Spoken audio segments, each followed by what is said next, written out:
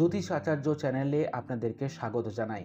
আমাদের ভিডিও ভালো লাগলে অবশ্যই চ্যানেলটিকে সাবস্ক্রাইব করে রাখবেন এবং ভিডিওতে লাইক, শেয়ার এবং কমেন্ট করতে ভুলবেন না।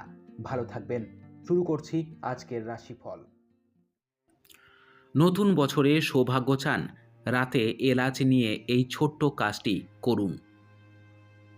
আপনার ভাগ্য ভালো যাচ্ছে না, যে কাজই করছেন অসফল হচ্ছেন, একবার এই টোটকা ব্যবহার করেই দেখুন। তেমন কিছুই না, রাতে ঘুমোতে যাওয়ার সময় বালিশের নিচে রাখুন দুটো এলাচ। বালিশে কাপড়েও বেঁধে রাখতে পারেন।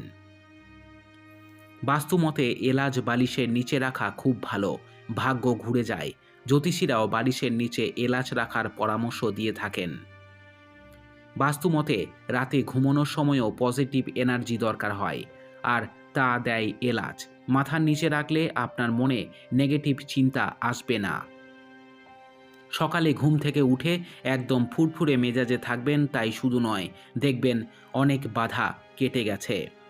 বিশেষ করে আপনি যদি অর্থে কষ্টে ভোগেন, তাহলে এলাচ রাখা খুব কাজে দেয়।